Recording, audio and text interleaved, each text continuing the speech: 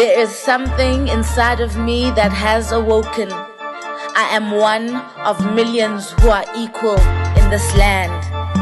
I want to know the fabric of my leaders. I want to know upon what you stand.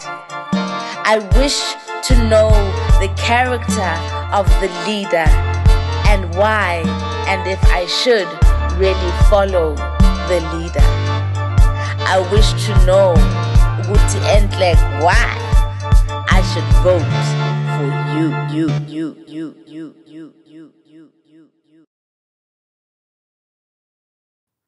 Umoya ulight, Umoya bright. I have missed you guys. It's so good to be back. Thank you so much for all the support during the break. Obviously, we had to start this one with a banger. Today is the 21st of April. In 1992, we lost our mother of this podcast, Ubelete Kamagwini Mazwai. And in the words of Don Matera, when Belete Mazwai died, we lost the opportunity of a woman president. And how fitting that today on Know Your Leaders, we have a woman running for president. This is amazing, independent candidate. Wow, guys, we're finally here where us women folk have somebody to put our money on and to put our energy behind for a change. And she's got no men behind her, no men putting her on, no men's agenda. She is going in there independently. Ladies and gentlemen, Moyas and Moya rights, I present to you ANELE Mamdolo. Wow. Mami yasibe usalakulandela. Ndiyabulela nkosazana enhle mhlophe. Ntombi emnyama manzi angavumi ukuvunyiswa. Wow. Icamagu livumile masiyithethe loo nto. Icamagu livumile. Kukho umoya omtsha ozayo. Kukho umoya omtsha ozayo. Awungomoya wam nawe kodwa ngumoya osebenzisa thina. Kuyafuneka ke siwamkele. Kuyafuneka siuvumele, kuyafuneka futhi siuhlonele kuba kukuthetha kwabantu abashiya elilizwe benike izandulela zoba kuyakwenzeka ntoni ba ungabikho bona. Kukho izigidimi ke kufuneka ziphakame kwi-generations ne-generations. Ingenzeka ke ezinye zezigidimi zihleli apha namhlanje kuba sinyanzelekile into yobana ziphakame. Ndiyabulela mani ukuba lapha. Ndibulela ukwamkelwa ngabantu abakhulu belikhaya. Ndibulela ukukhokhelwa ngamanyange enhlakanipho, engqiqo namanyange entobeko. Umsebenzi ololuhlobo uyathotyelwa. Futhi ke ufuna unyamekele ngoba unezinto zawo. Ndiyabulela ke kwamkelwa imbokodo yembokodwana ebonakala ngathi incinci kodwa sisele senyathi yona kuqala siswenye selilizwe. Ungaboyihoya mani into bana ngamanye amaxesha xa ujongwa ungabonwa ubundlovukazi bakho kubulingana nembovane. Uboyazi ba emehlweni abantu ababona imbovane xa bebona indlovukazi ayinguwe onenxaxheba yoba ubacacisele into bana ungubani na. Kuba xa uzazi ubungubani awuhambi usichaza nakuyena bani na. Uyavela ubungubani uyaziwa futhi ubungubani. Nkosazana ndiyabulela. Oh, wow, so eloquent and so ready for this position that you are running for. Mastale from the beginning, and please ungoyiki to also use a bit of English because obviously Mzansi is multilingual and correct. It's a privilege for us, the Xhosa nation, to know you and hear you because we hear your power in the words you're using. But the others are also going to need to be brought in. Yabo? So I think Maskale from the beginning, because yes. I find that the way they grow up, actually nurtures the person, this powerful force of an energy that we're feeling today. Mm-hmm. How did this become about?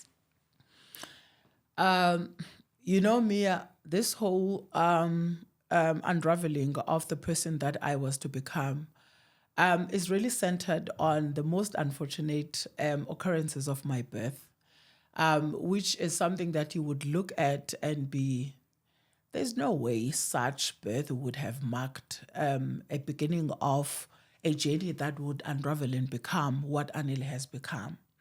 But the beauty of it, I think, at the core of our birth as people, there's unexplainable wisdom that gets centered into who will we become.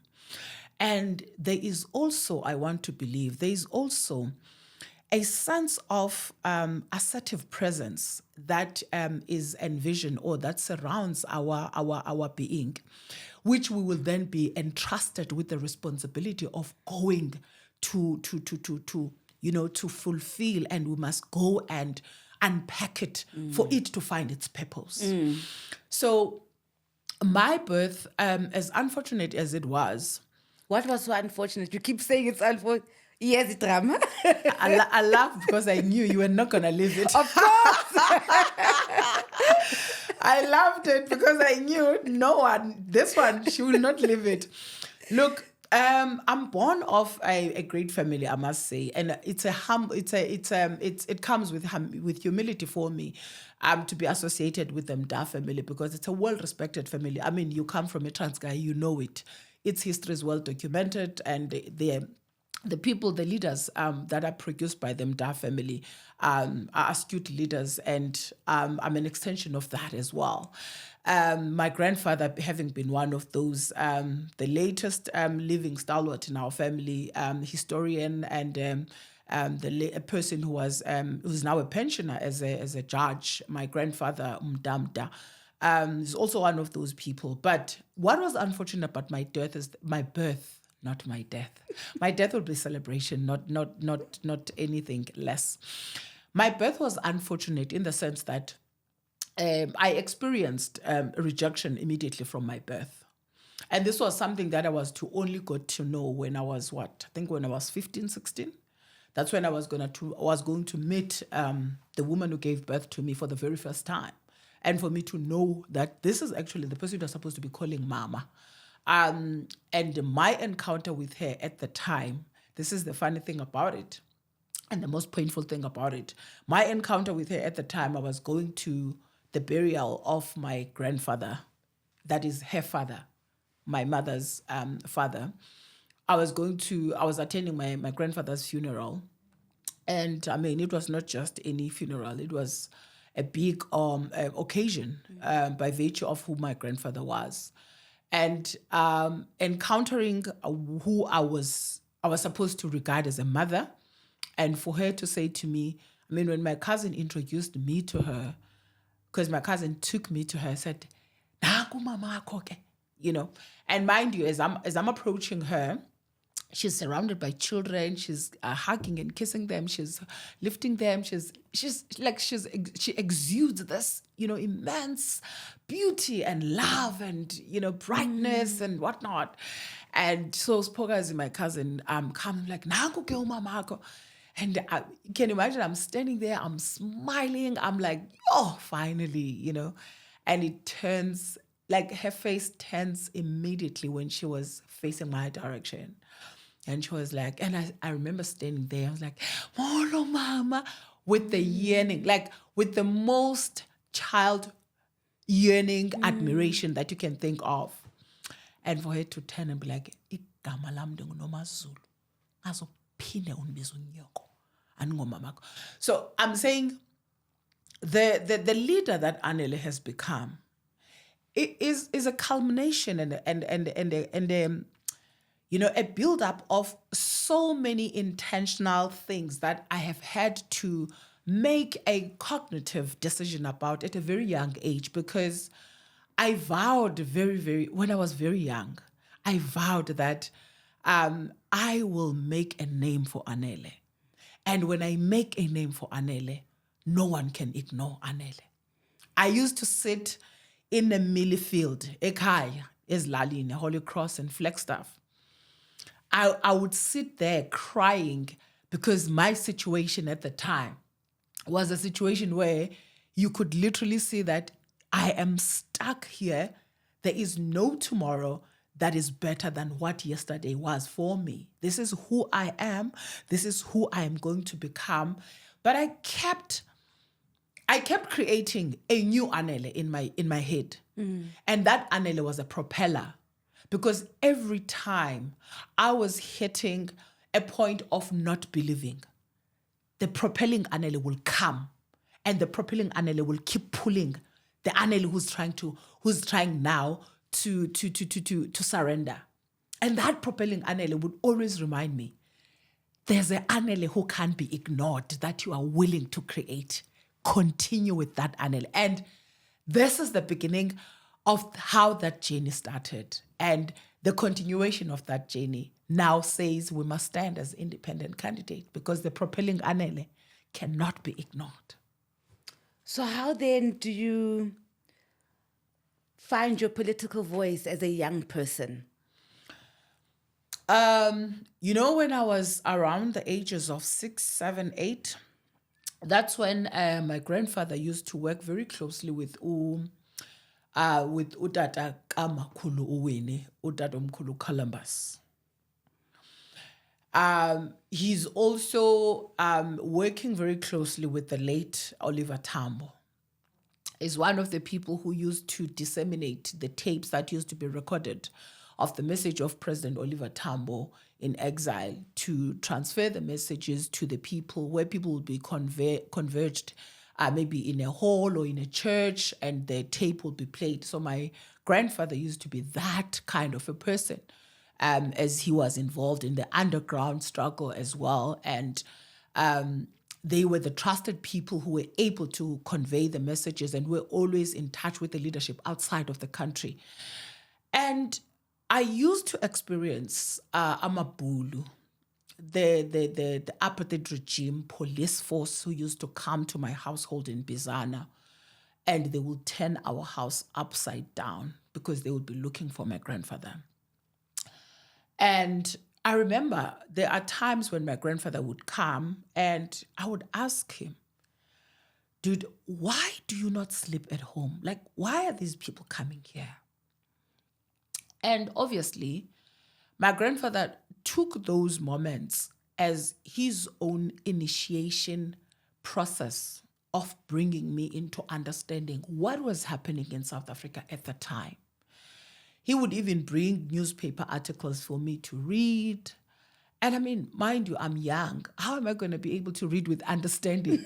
But he was very resolute. He was very resolute. And I dare say, he was clear about the seeds that he needed to plant, and he knew that he was not going to be here to water those seeds. But he knew that once he manages to put the seed, the watering process will fulfill the purpose on its own. And that's how I got involved in politics. That's why I always say, when I'm a mayor, one of the reasons ANELE cannot be a conveyor belt of anyone, ANELE cannot have a handler, ANELE cannot be managed, it's because I was never recruited to politics. I know politics when they were about the people.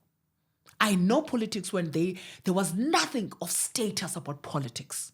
I know politics when they were a pure, sincere vehicle that was aimed at the understanding of the plight of a Black person, that was not even supposed to be have an optional compromise than what we ought to attain and ought to celebrate as the victory when we say there's attainment of freedom. That's the politics I know, and that's the politics I will stick to. That's the politics I resonate and identify with. Not this fake political prostitution of populism and people that are empty shells, that are only on slogans, that have got no political literature that they can produce of their own, that have got no way of influencing the society with not just a correct ideological consciousness of politics in the true sense of the word, but people who has got the political ability and the consciousness that is evolutional in its posture. So that's where ANELE is located. Those are my roots politically, and that's where I emerge politically. So then how do you emerge? Maybe like in high school or university, how does this energy play itself out? In high school, I was lucky enough. I was brought up by a principal. I always say to people, "Nindijonge kahle ngumntana wenqununu, ninganduzeleli." So my grandmother, who ultimately I was taken to by my grandfather, Bandiokulela Guye, was a teacher. And I studied, in her school. I continued in her school up until I had to go do high school. And fortunately for me, I went to Port St. John's High School when Port St. John's was on the first year of integration. When Model C schools were now able to allow Black students and whatnot. So I went to do my high school in Port St. John's, and ngonyaka oqala ndiyafika. Xa ndifika, then back then, xa nifika esikolweni eziqhwetse, there's always that vibe yokuthi you must know your place, you are a newbie, stick to your lane kind of vibe. And obviously it was very strong in Port St. John's High. Then I think it was our second month of being there.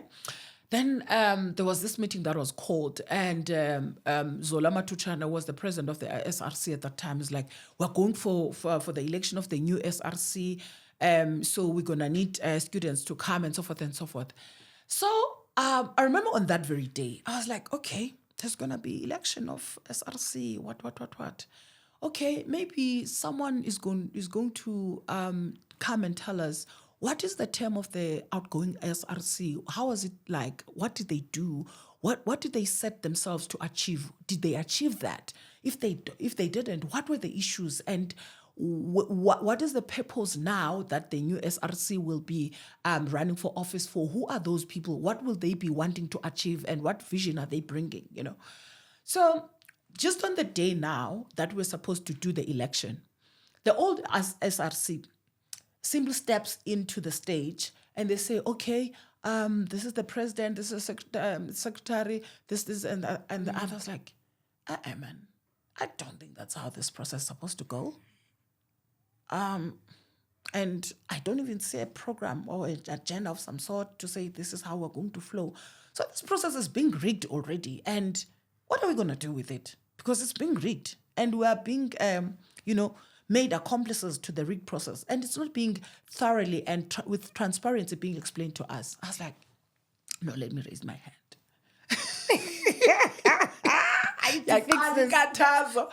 I raised my hand, and they're like, and even how the president acknowledged me was in a very condescending and demeaning manner. I was like, I see a newbie there. I don't even think they understand issues, but we'll tolerate them. Then he calls me like, yeah, come. What's your name? Okay, fine. I walk. I'm walking towards the stage there. When I arrived there at the stage, I was like, did you understand? He asked me, did you understand what we were talking about? Like, I was like, yes, I think I did. And then he was like, okay, so what do you want to say? And I said, good afternoon, students. Noting that today is the day that we're supposed to elect the SRC, I believe that the outgoing SRC ought to present a report to account to the students about the term of office. They must be able to articulate what they did in their term of office, and they must also articulate what is it that they intended to do that they were not able to do, so that the incoming SRC may be able to prioritize things from where the old SRC has ended, but also account on the financial resources that they were able to accumulate whilst in office. What is the status of the books looking like now, and what is it that is in the coffers, if anything? And on top of that, we must be able to have a program of action that is already articulated before we go for re-election, if we are going to re-elect the same people.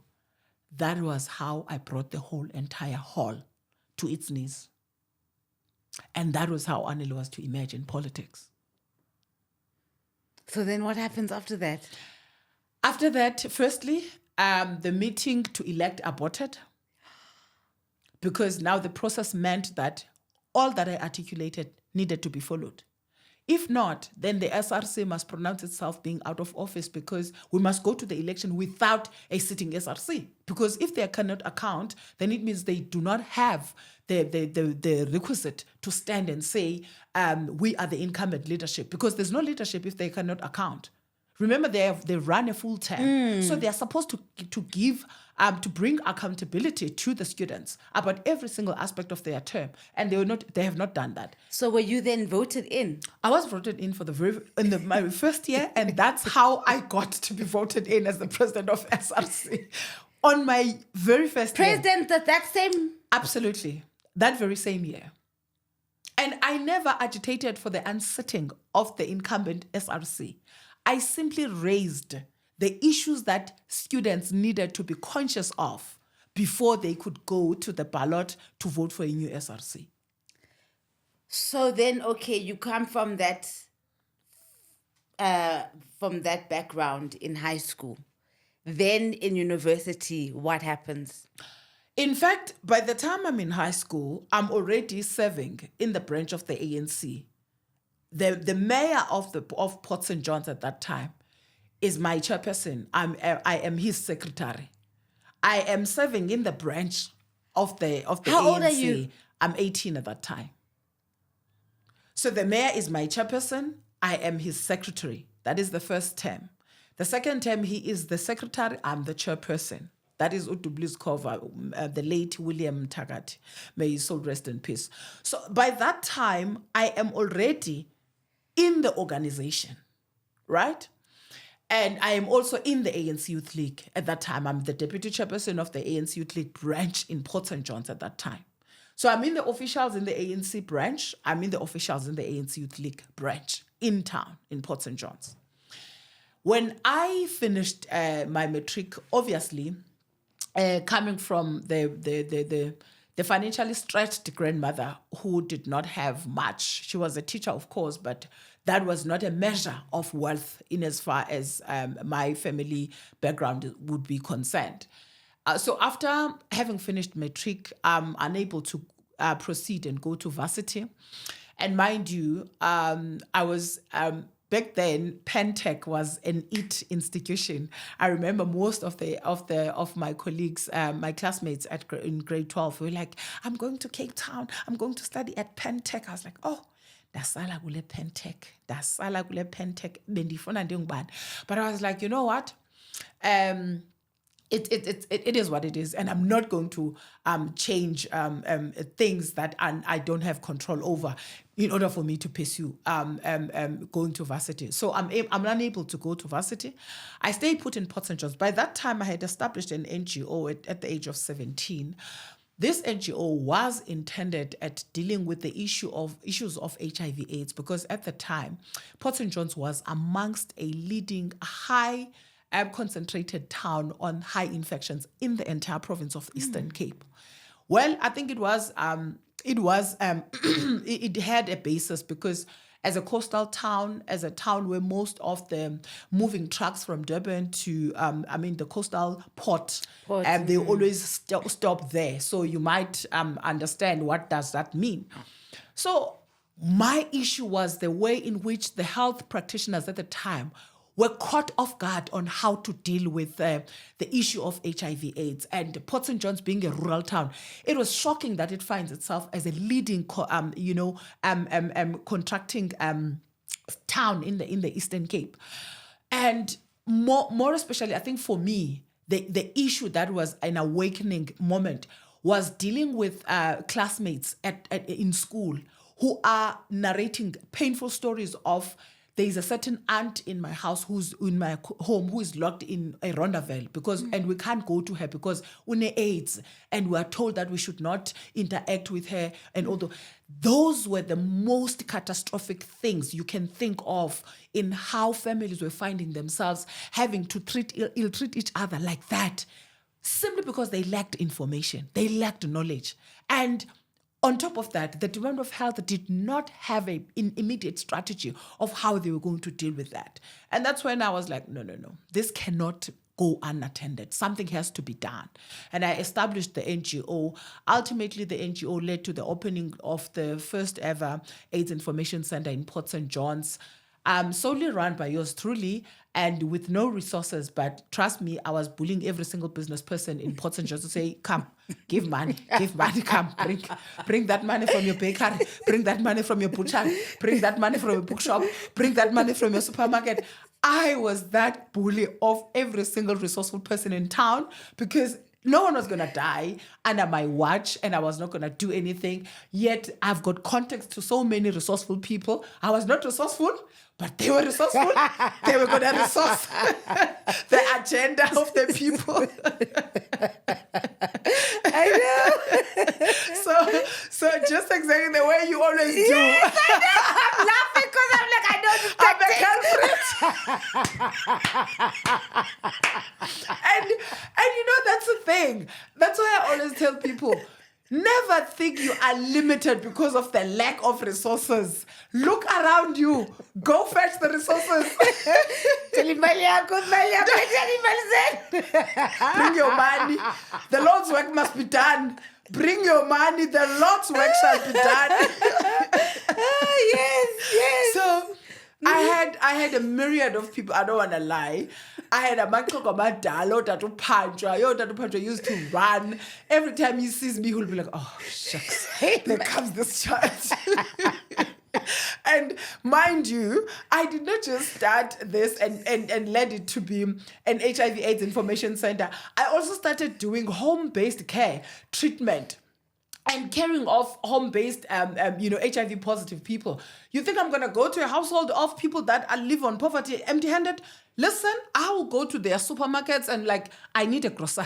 I need this. Can your people please cook there by the kitchen? Tatu Mnyaga, who used to have a butchery in Port St. John's, I used to go there and please, when your people are cooking today, please ensure that there's sufficient because I'm going to Tombo. I need to at least bring food for those people. And I don't want to lie. You know, South Africans, when your heart is purely committed on doing good, they step up for you. They step up for you. You don't have to have a name. You just need to know what you are doing. And you have to know what is the why for what you are doing. And they will carry you on their shoulders. That's exactly what I got to learn at a very young age. I mean, I was a no one in high school, Mia. I was a no one. I was a mere rural girl from Epizan who came to study in Port St. John's. But here I was, everything. I mean, if you want to think about it, the in the olden days, Otato Ngumbela, what a respected man.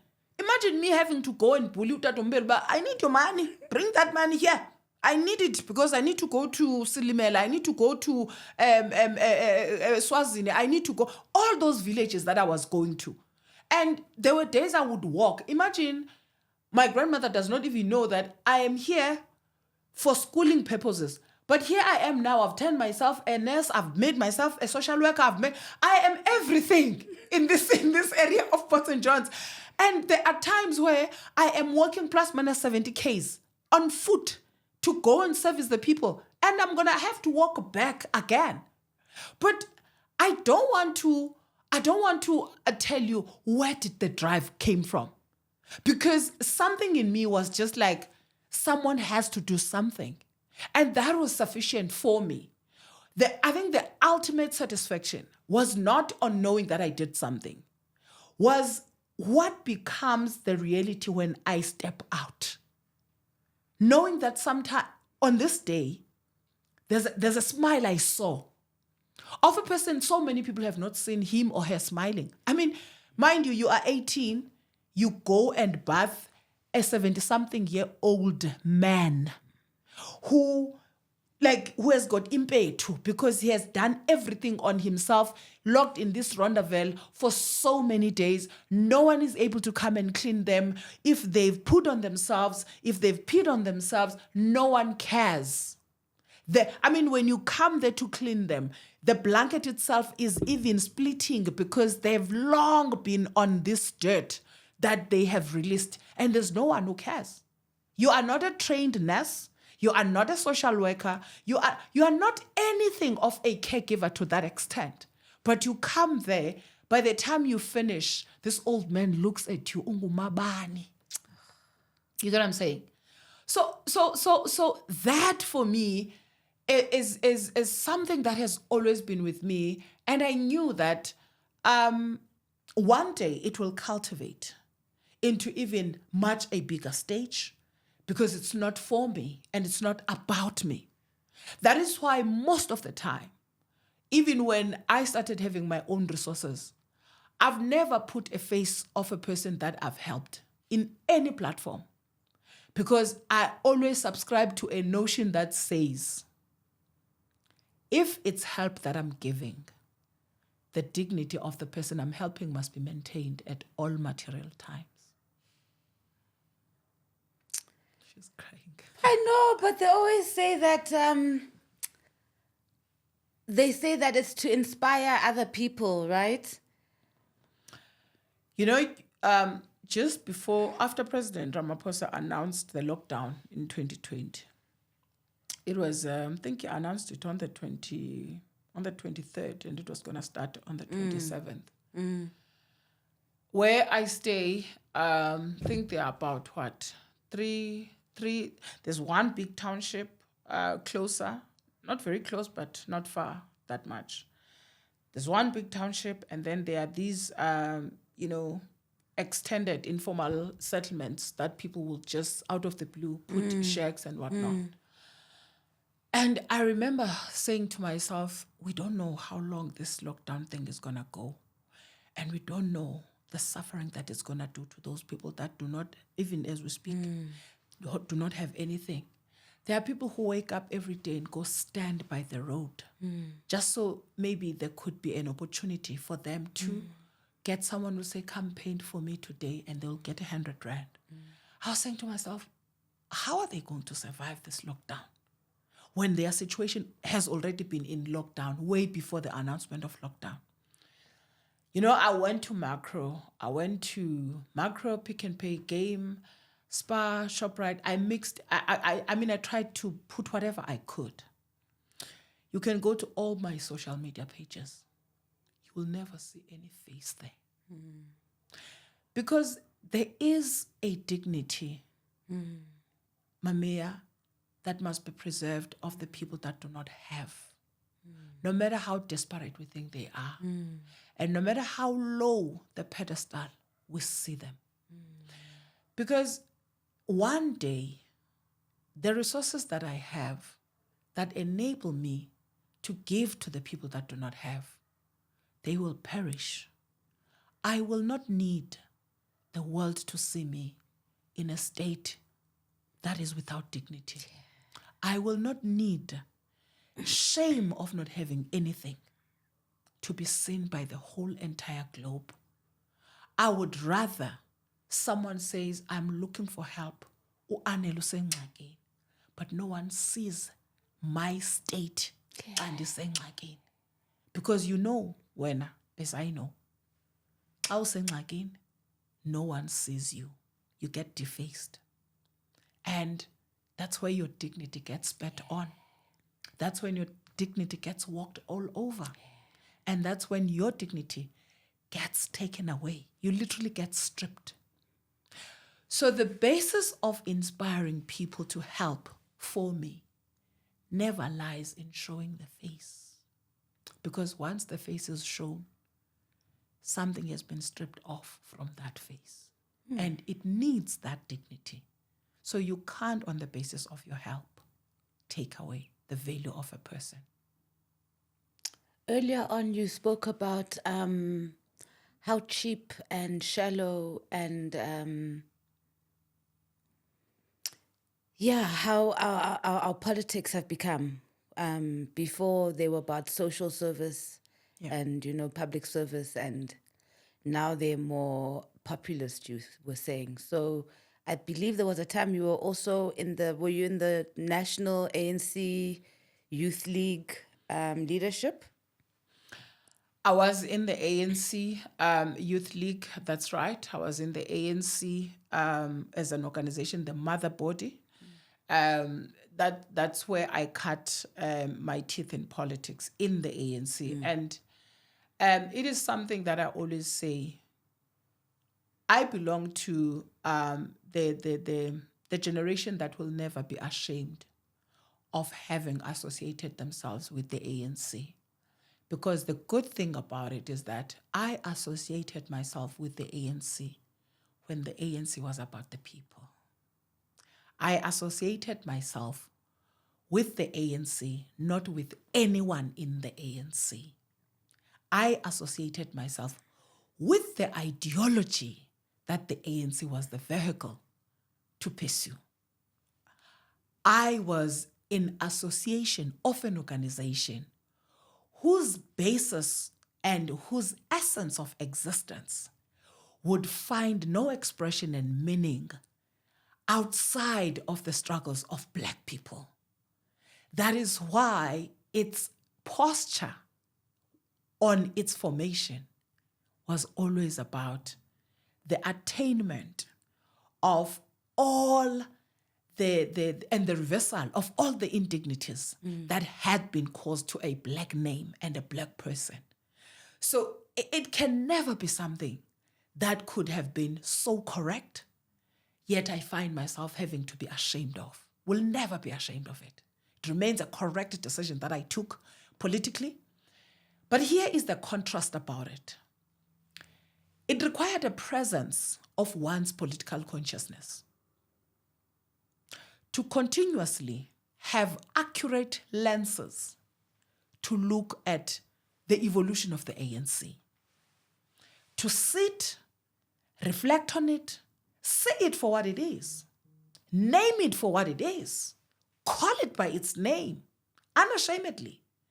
And I am one of those rare people who exist in our generation who's able to do so. I harbor no difficulty to hold every single ounce of responsibility on pronouncing the rot that is now called the ANC. Because the ANC has left the room long ago.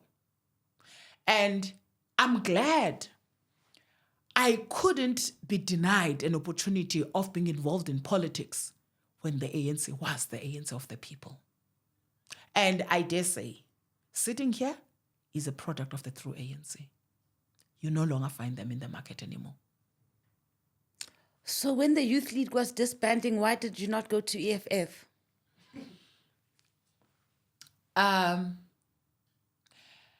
One of the things that South Africans have not taken time to do is debunking the myth that says women in their orientation are not complete leaders. We need to be shown a way. We need to be led. We need a torch lit for us. We need baton handed over to us. I belong to a different contextual socialization in as far as my understanding of leadership, in particular, women leaders. I couldn't have seen anything worthy, politically deserving, and of any magnitude that would have been a leverage for a Black person, at least a politically matured and conscious person like me, or similar to me, to have had a reason to follow Julius Malema. Because he brings nothing to the table. Maybe I will need to say that slowly. I couldn't say it politically correct, rational, mature, and of any basis for me to follow Julius Malema when he left the ANC, because Julius brings absolutely nothing to the table that would be worthy of ANELE to associate with. So often women, we are looking for a woman's woman. what happens in politics usually is that the women end up pushing men's agendas, and the only way they can protect their paychecks at the end of the month is to just follow the status quo of the men. So how are you going to, what's your role in all of this? Why do you want our vote as women? First of all, Mamia, we must be unapologetic about the accurate and the correct reflecting of the demographics of this country in how they are currently constructed, who is a dominant majority, and who is a dominant victim of all the the social ills and the indignities that are happening. It is a Black woman. Must we be apologetic about that? No. Should we then make it a priority to focus on women issues? By no means. We definitely must. It is the only correct thing to do on the day. Because I will tell you, when you lack the vision to understand contextually the problems of a Black community at this moment in time, the problems of a Black society at this moment in time, the need to break a Black woman is a need to destroy the Black society. Once you succeed in destroying a Black woman, you render a Black woman, whether you are going to render a Black woman to be a servant to a Black man first, that's your first way of destroying a Black woman. You are destroying the only prize that belongs to a Black community, a Black woman. You are destroying the only sacrosanct transformative tool a Black society has in a Black woman. So when we deal with societal issues, we do not do favor when we bring Black woman issues to the center. Because I tell you now, once you empty the center, that is the vessel of a Black woman, there's nothing left for the Black community to be proud of. When we no longer deposit to the archival repository that a Black woman is to a Black community, trust me, whatever we need to safeguard the true Blackness of who we are with, outside of what is stored in the repository of a Black woman, there's nothing.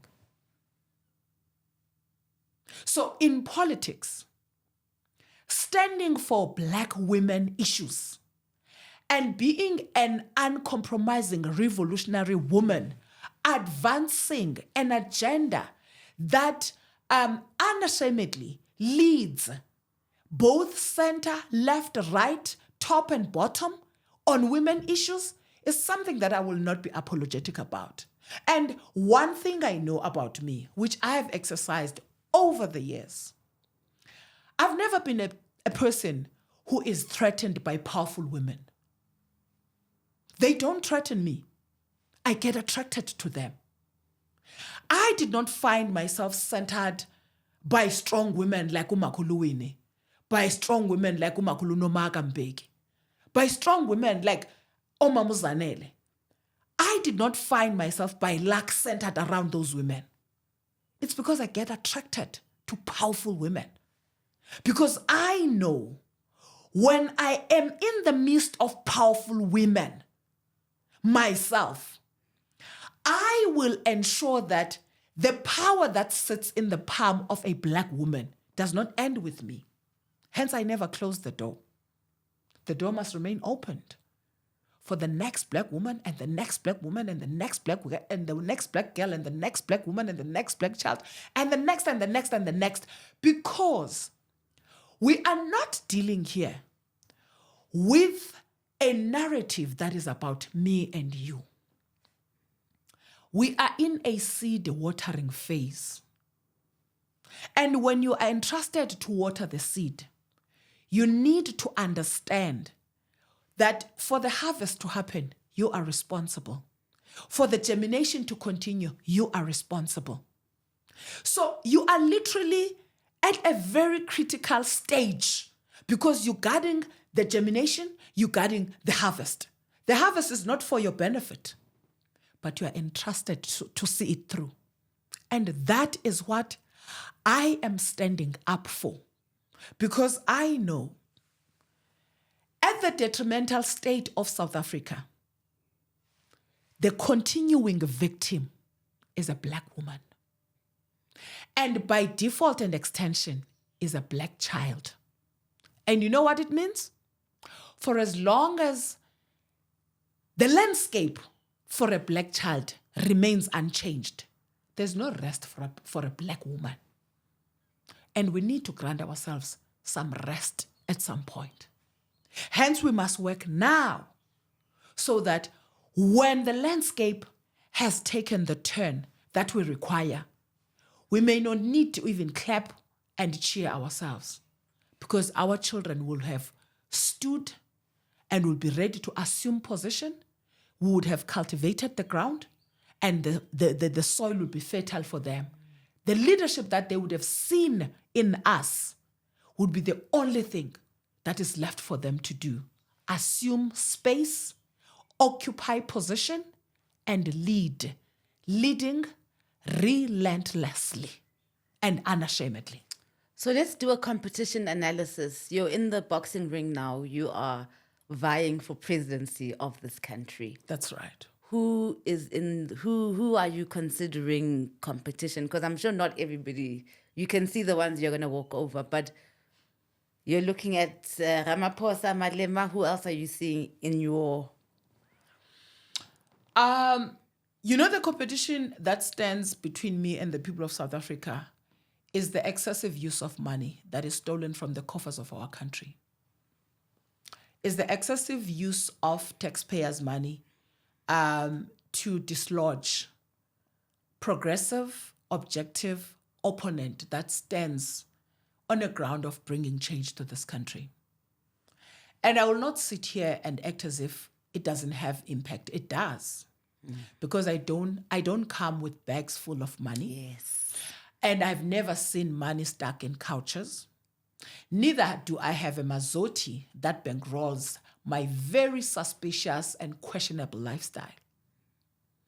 But you know what?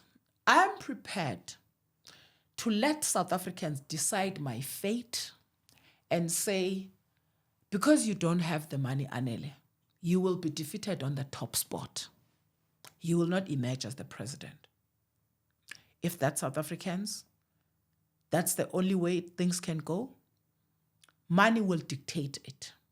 But I dare say to you, without resources, very dubious resources, that smell of Marikana blood, that smell of Life Esidimeni blood, that smell of Andres Tatane's blood, that smell of the students that were shot at Fees Must Fall, even Ramaphosa wouldn't dare stand a chance against me.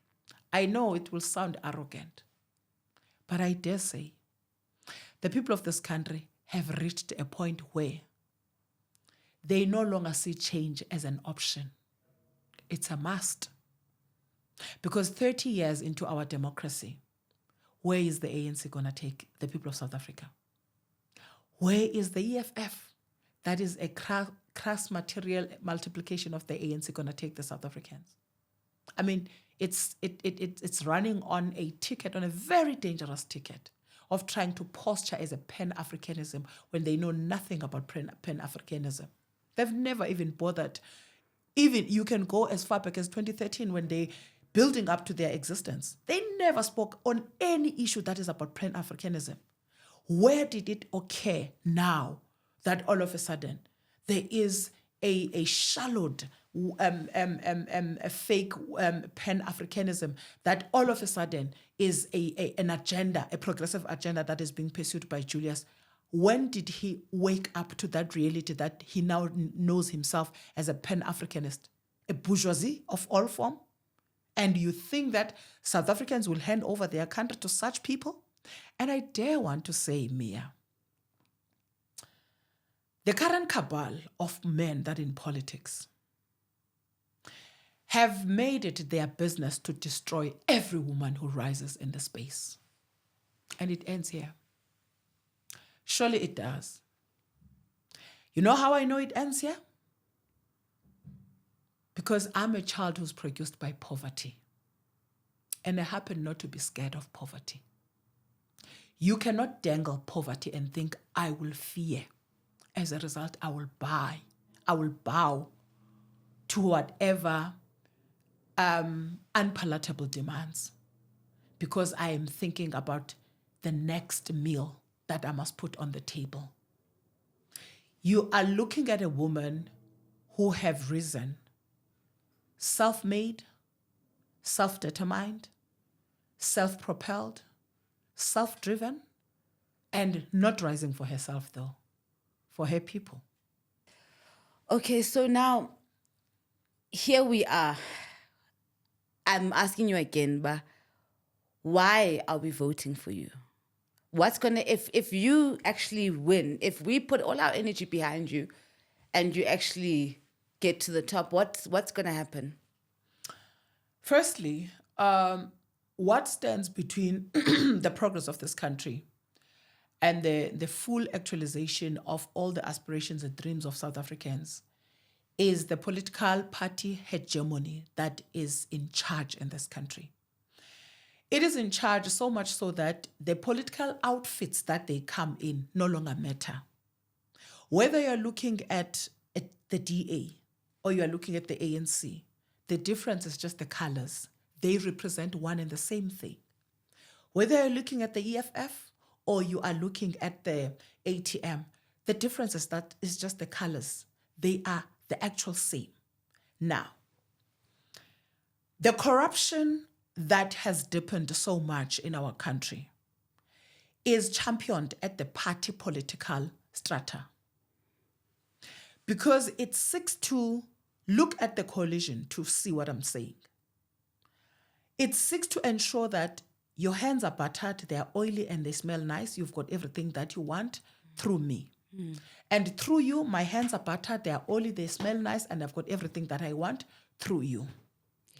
Where is a South African in that process? Nowhere.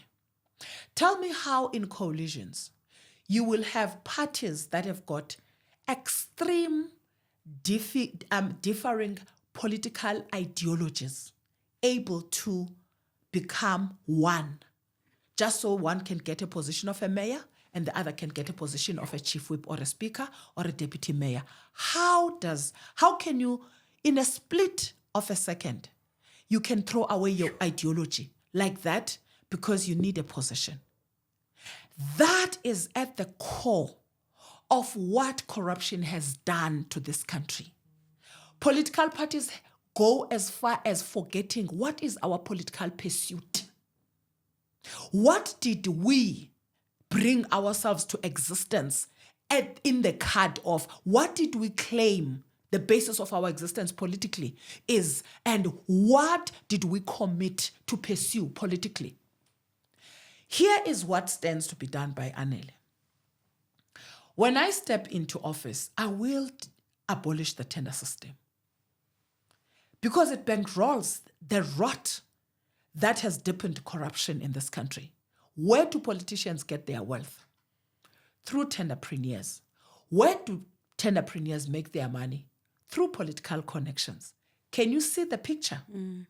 Once you have a tenderpreneur at the center controlling a politician, you've got a country that has been taken away from South Africans. And I will abolish tender system, because we need an open, fair, and transparent way of doing business with government, where every single South African has a chance to go and claim their share in the national fiscus without depending on a political connection. That is the first thing. Secondly, I will ensure that there's an establishment of special courts that deal with gender-based violence cases, that deal with rape cases, that deal with sexual violation and sexual harassment cases. Also, we have not taken time to focus on the issues that affect women that emerge from the groups of people living with disabilities. The double discrimination and jeopardy that is felt by those women cannot be explained. But there's something else that we have not done, Mamia. We have thrown the creative asset of this country into the dungeon. We have played and toyed with the creative arts of this country. The industry that reminds us of our social consciousness as a society. The people who stand use their voices to carry the struggles of the people who cannot do so for themselves.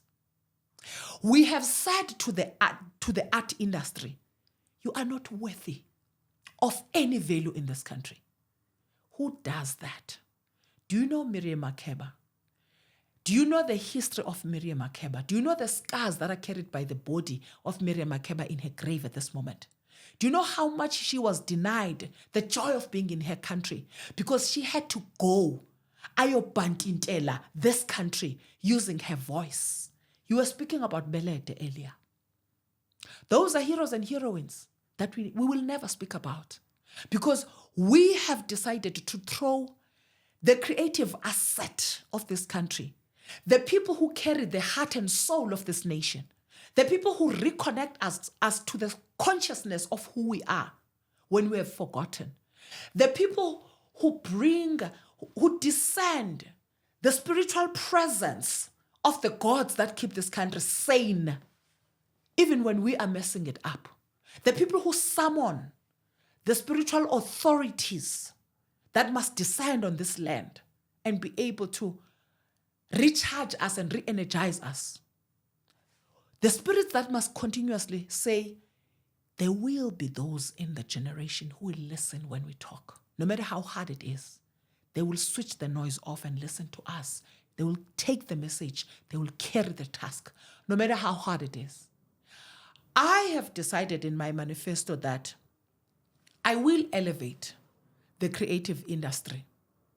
Not elevate it for recognition, but elevate the work that we're supposed to tap in. We need to understand the heart of South Africa, and we can only do so through the creative asset of this country. The art cannot be, you know, if you think the creative industry is about entertainment, there's a lot of education that you need to do. It's actually about spirituality. It's the preservation. It's about the preservation of the country's unique source of strength and the spirits, that the spiritual strength of a nation lies in its creative industry. Those are the voices that we tap on. Our healers. I was actually going to say, it is where we find the healing of a nation. It lies there. When we assemble those raw voices who are able to bring down the spirit of Uqamata and speak to the soul of the departed great leaders of our land, and their spirits are able to descend over to us, and we feel embraced because they are listening.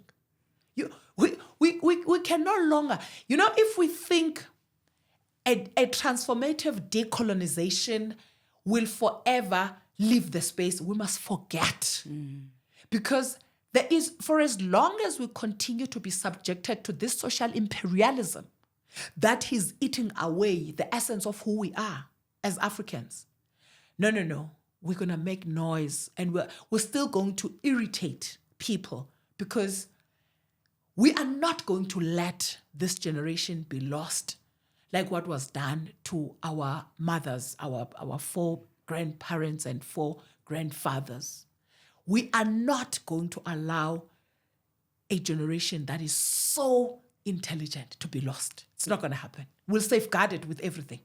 Thank you. Thank you, Mamta.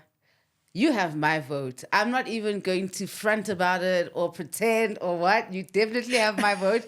I don't know about the other children. Thank you so much for taking the time to come share your wisdom and your light and your energy with us. We really felt you.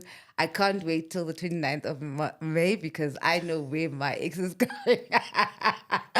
Moya rights. You know, I'm not even trying to be biased for this one. We want a female president for a change. Oh my God, the men have made such a mess. I'll see you guys next time. Thank you so much for all your love and support. Please continue to donate to the channel. Yes. You know how we grow Yes. this platform so that the history is preserved for the generations that are coming after us. This was this episode of Know Your Leaders and vote for ANELE MDA. Peace. Who are you when all you were has been diluted by lies and white lines cancelling out all that which has been written of your history? Why do you look at yourself as a mystery? Doesn't the sun shine because you open your eyes? Doesn't the moon stay situated within the same stars your DNA sparkles off? Your spirit knows that surely corner into it off. Buza umoya so you may return to being well off. Because spiritually you are rich, yet your ancestors cry because you are out of reach.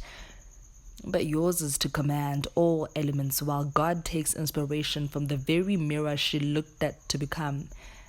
Remember who you are and never finish just when they think that with you they are done.